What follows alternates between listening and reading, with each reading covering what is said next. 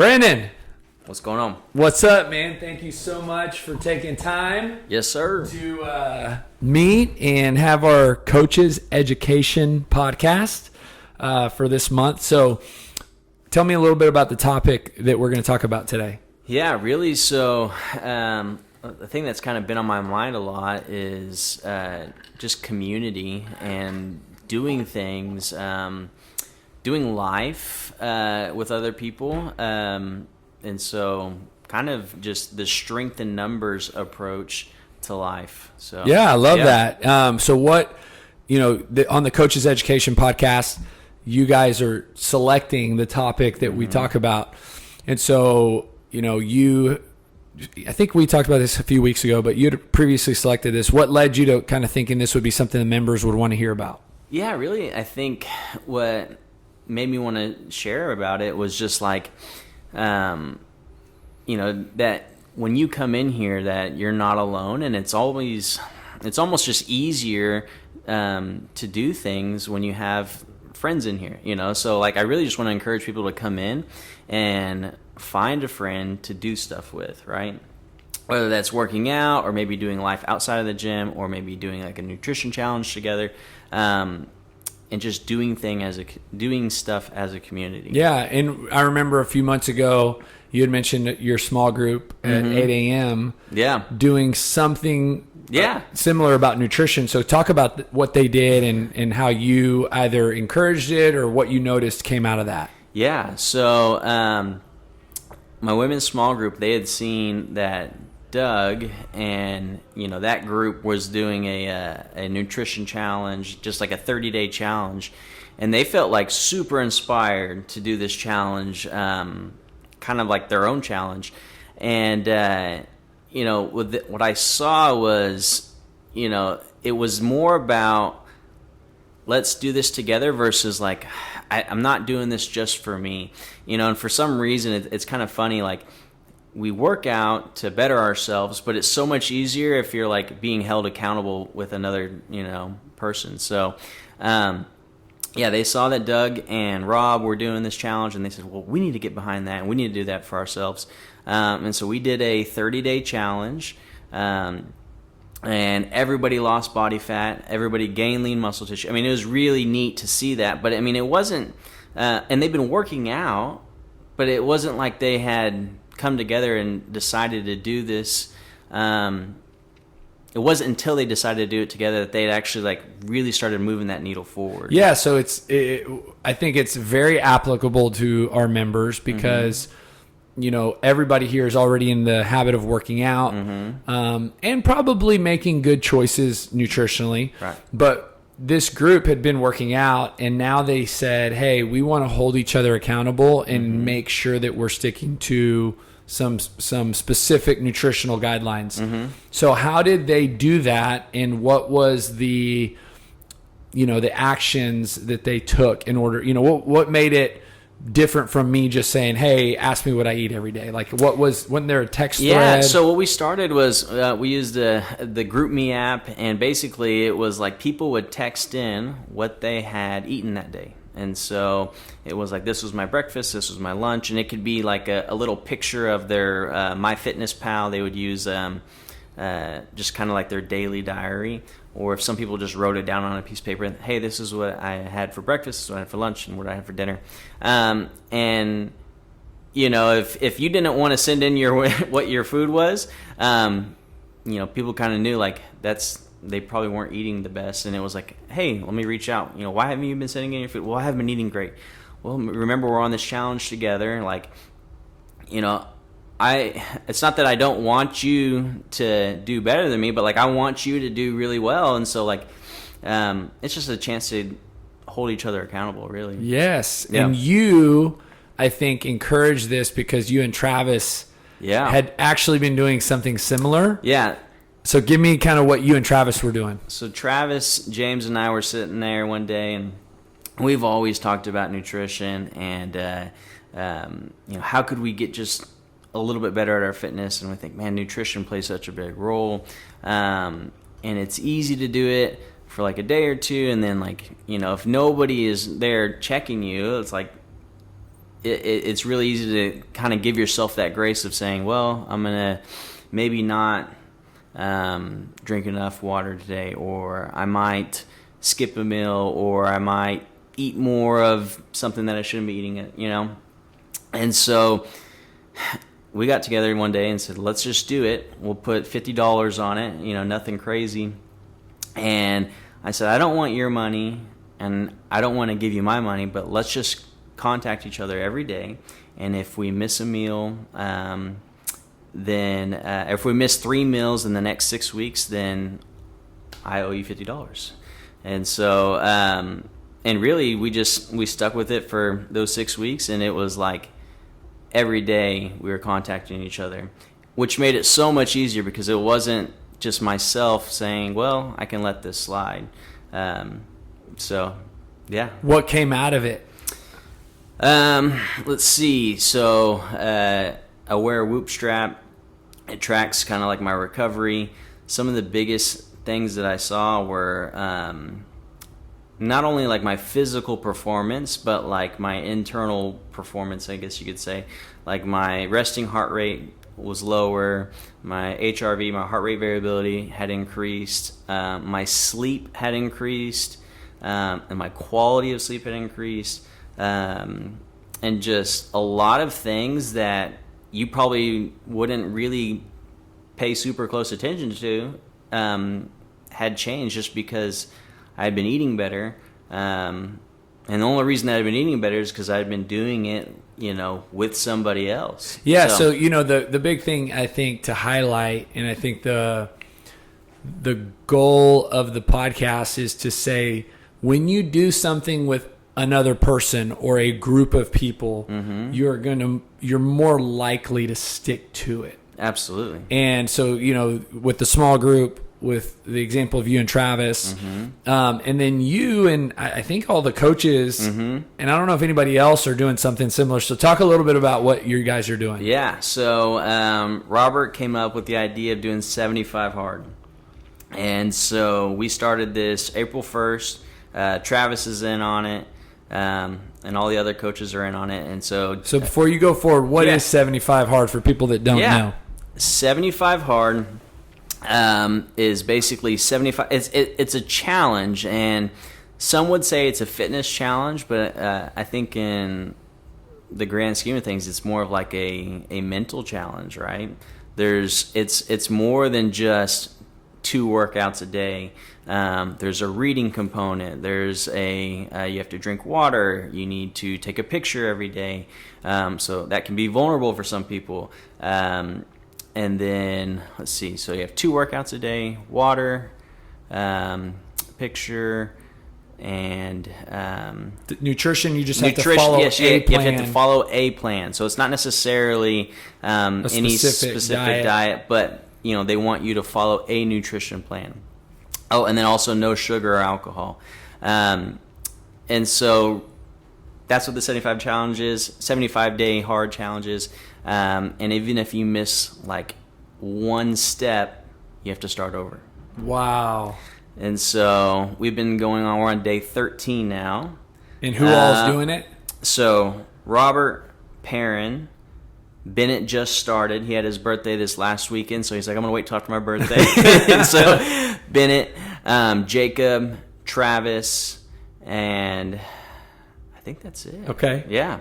So, but yeah, and really, you know, Jacob and Travis and I have been kind of, you know, talking to each other, you know, pretty consistently, you know, what are you doing for your workout? Are you getting outside for your workout? And really, it's just like, you know, we kind of poke each other in the side, but it's the accountability, right? It's not just to, you know, say get out there and make fun of each other if you're not doing it. You know, it's like, no, you need to get out there and do this. We've committed to doing this. So, and that's like the best part about it is just doing it with other people keeps you accountable. So, you know, somebody listening who maybe is considering what you're saying and saying, okay, so you're basically encouraging me to ask another person or a few people to hold me accountable, but really more so just do it together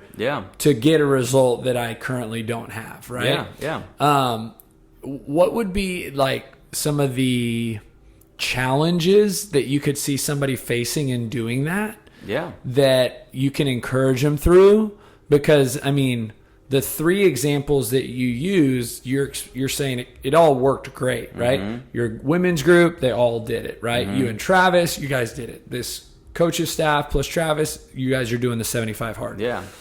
Is it that easy, or is there some things that you could say like could potentially become challenging? I think the biggest challenge is just being vulnerable and saying like, I want to do this, you know, are you willing to do this with me? You know, because sometimes people feel like, well, nobody's going to want to do 75 days of a nutrition plan with me. Nobody's going to want to work out outside every day. Nobody's going to want to do, you know, and you're just kind of getting in your own head.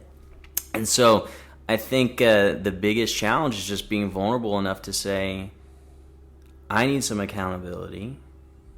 And I would love if you would do this with me, you know, and just being able to ask somebody can be kind of challenging. But when they say yes, or, you know, even if they say no, it's like, all right, on to the next one, you know, find somebody else who wants to do it. But if they say yes, it's almost just like you have this instant bond and this opportunity to like kind of grow in that relationship. You know, we might just be talking about, you know, a little bit of fitness and eating well, but then like there's a lot that comes along with that. You know, we might get to talk about, oh, well, you know, I had a hard time getting a workout in because, you know, I had my kid's birthday party, and then so you get to learn more about them.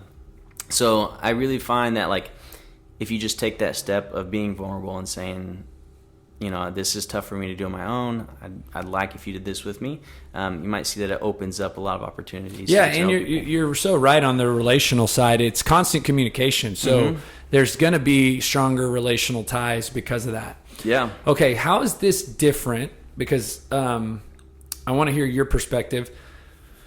You know, let's take a 6-week challenge, because this is not necessarily saying, hey, I want to do a 6-week challenge with a coach. Yeah.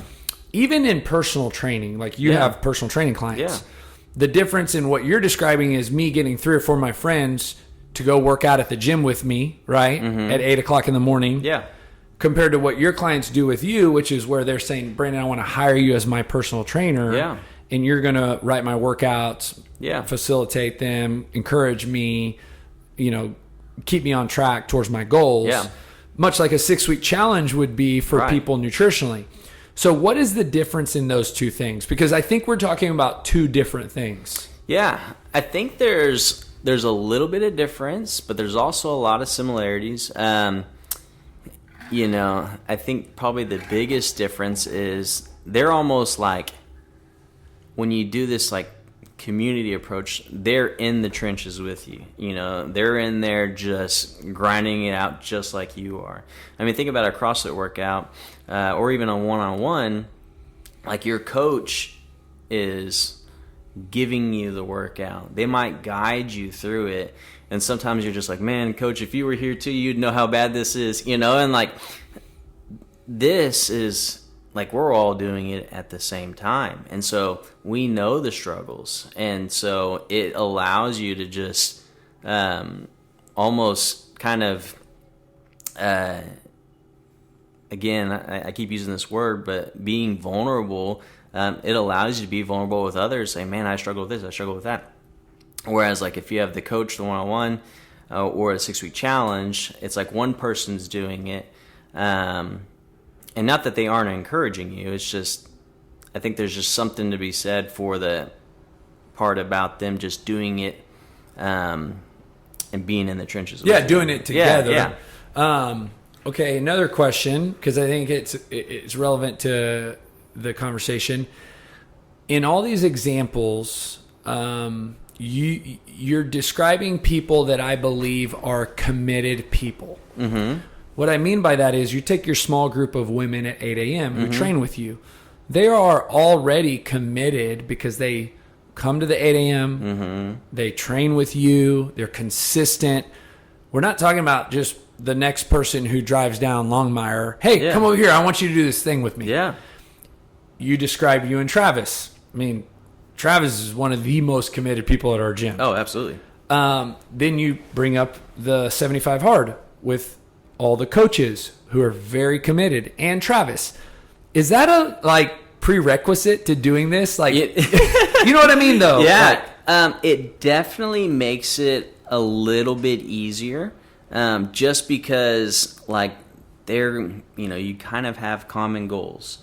But I mean, I don't think there's anything against being able to, ask a stranger, ask somebody, hey, I'd love to do this. Is this something you're ever interested in? I mean, you never know. It's well, the reason I think if I'm listening on the other end of this podcast, and I'll just use my two brothers as an example. I got two brothers, love them, they're great, and I'm like, hey guys, I want to do this 75 hard with you guys because, I mean, I don't think they'd end up being on 75 hard the rest of their life because they would start over all the time, right?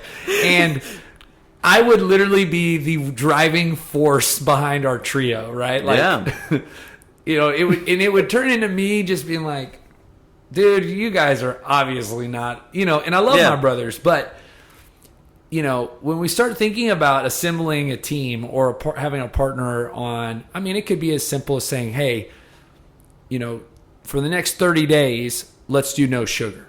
Right? Yeah. But if one person's very committed and the other person is not at all, how does that impact this whole thing? Okay, I get what you're saying. So I think it's almost better to have somebody who's better at something than you that can maybe give you some guidance. And if you're that one that tends to be better at other people than they are on their nutrition, then maybe you get to be a chance, or maybe it gets to be a chance for you to guide them. And I think really when you're the teacher, you actually learn the most, right? So if I'm teaching somebody how to eat right or how to do a certain exercise, I feel like I'm learning the most because I have to describe it in a way that somebody else understands. So I have to get out of my comfort zone of how I understand it and learn how to teach it to them.